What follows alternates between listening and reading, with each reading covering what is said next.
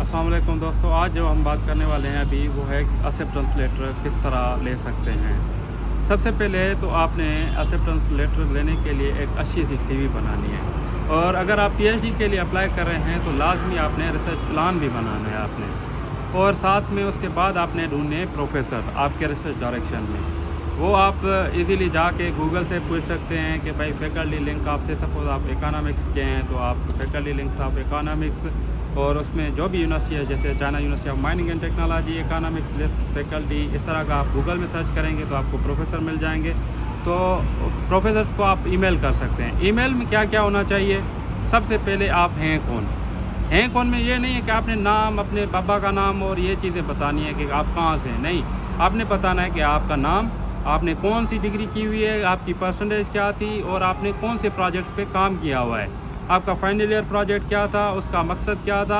ये सब कुछ आपने 3 से 4 लाइन से ज़्यादा नहीं लिखना। उसके बाद कि भाई आपने प्रोफेसर को ढूंढा किस तरह ना, दूसरे पैराग्राफ में आपने लिखना है प्रोफेसर को आपने प्रोफेसर को यूनिवर्सिटी की वेबसाइट से ढूंढा, और उसके बाद प्रोफेसर का कौन सा काम, कौन सा रिसर्च पेपर, मेक श्योर कि आप उसका लेटेस्ट रिसर्च पेपर जो भी है 2024 का, 2025 का, वो उसमें साइट ज़रूर करें। उसको लिखें कि भाई मैंने आपका ये फ़लाँ पेपर पढ़ा जिसमें आपने ये जो काम किया हुआ है मुझे बहुत पसंद आया, और ये काम जो है वो मेरे मास्टर्स थीसिस से या बैचलर थीसिस से या मेरे फ़लाँ पेपर से रिलेटेड है, अलाइंड है।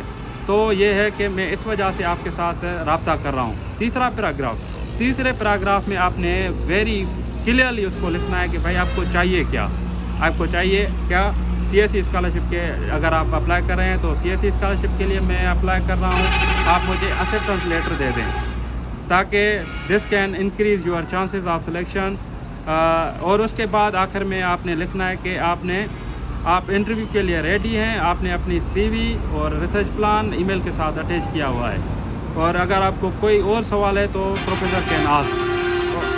और उसके साथ काफ़ी सारे बंदे अभी ये सवाल पूछ रहे हैं कि सर मैंने 400 ईमेल्स कर दिए हैं, सर मैंने 1000 ईमेल्स कर दिए हैं। कुछ बंदे हैं कि मुझे कह रहे हैं कि सर 1500 ईमेल्स भी कर दिए हैं, फिर भी रिप्लाई नहीं आ रहा। क्यों नहीं आ रहा रिप्लाई, क्यों नहीं आ रहा? ये तो ऐसे समझें कि इस सवाल का जवाब आपको अलादीन के चिराग से जो जिन निकलता है वो भी नहीं दे सकता ना उसके, क्योंकि हज़ारों रीज़न हो सकते हैं। एक कि आपने जो सीवी बनाई है वो काम की नहीं है, आपने जो रिसर्च प्लान लिखा हुआ है वो काम का नहीं है, और उसके साथ साथ ये हो सकता है कि प्रोफेसर बिज़ी है, और उसके साथ ये भी हो सकता है प्रोफेसर ने काम करना छोड़ दिया, प्रोफेसर मोहब्बत में हो गया है, प्रोफेसर ने इश्क करना शुरू कर दिया, रिसर्च करना छोड़ दिया है।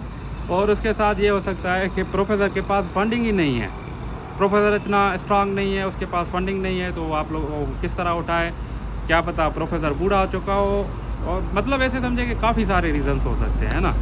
बूढ़ा हो चुका हो और वो यूनिवर्सिटी छोड़ने वाला हो, एक रीज़न ये भी हो सकता है। तो कुल मिला के ये, अगर प्रोफेसर रिप्लाई नहीं करा तो आप उसको 1-2 मरतबा सॉफ्ट रिमाइंडर भेज सकते हैं। आफ्टर सेंडिंग ईमेल्स में भी आप वेट करें 3, 4, 5 दिन या 1 हफ़्ता वेट करें, एक रिमाइंडर भेजें, उसके बाद 2 हफ्तों बाद एक और रिमाइंडर भेज दें।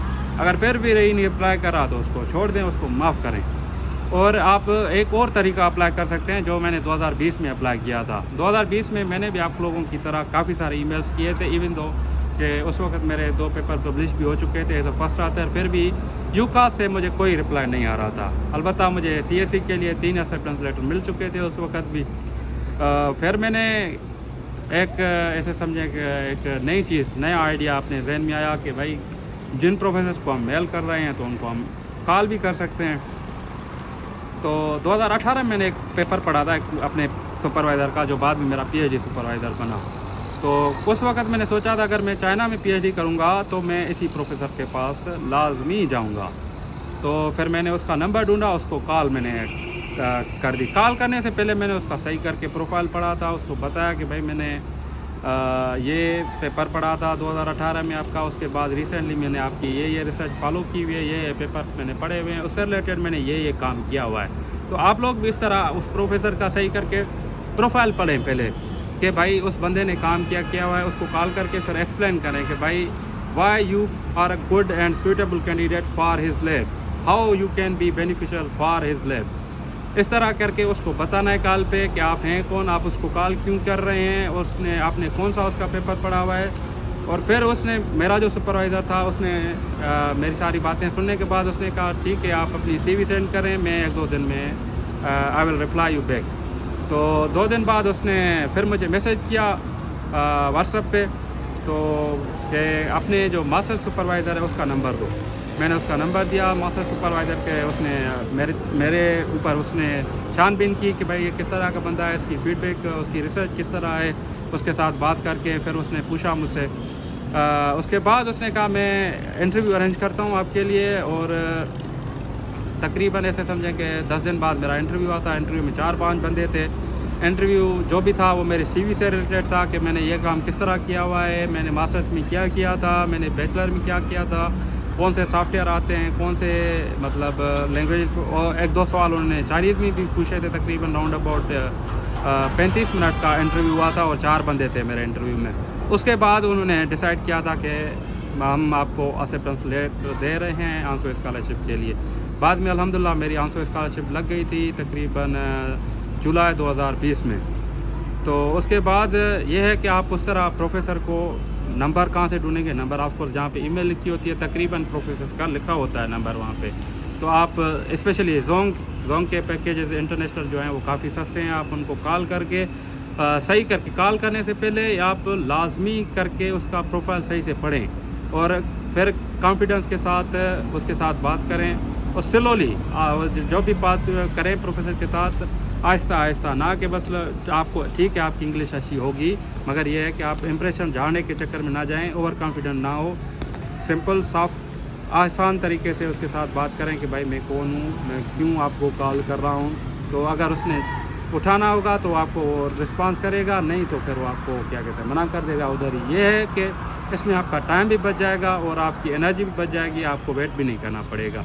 तो ये भी, इसकी मोर डिटेल्स के लिए ये है कि आप इस वीडियो की डिस्क्रिप्शन चेक कर सकते हैं। उस पर मैंने एक वीडियो बनाया हुआ है कि हम प्रोफेसर से कॉल करके एक्सेप्टेंस लेटर किस तरह ले सकते हैं। तो ये हो गया आप एक्सेप्टेंस लेटर किस तरह हासिल करते हैं, उसके 2 तरीके हैं। इसका मतलब समरी कि एक वाया ईमेल, दूसरा ये है कि वाया कॉल। और उस कॉल की जो है उस वीडियो की डिस्क्रिप्शन में लिंक है, आप उसको डिटेल में पढ़ें और उसको एक मरतबा देखें।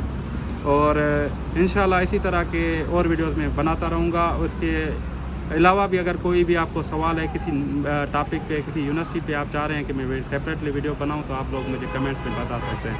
Thank you, stay tuned for more. अल्लाह हाफ़िज़।